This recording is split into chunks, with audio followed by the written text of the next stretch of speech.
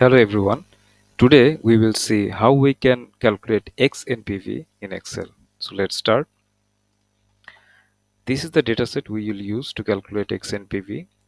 Previously we calculated NPV. So what is the difference and similarities between them?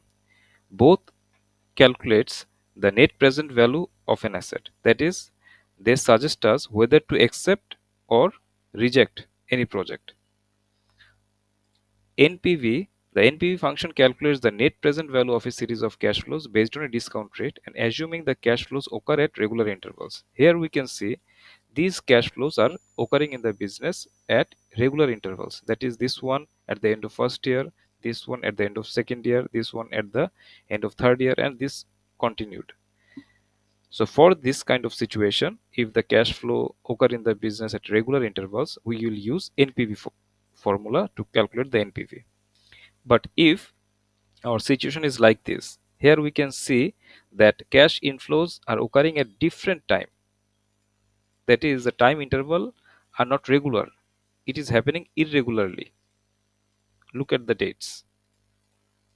Okay, so in that case, if you want to calculate net present value, then you have to use XNPV to get the accurate result.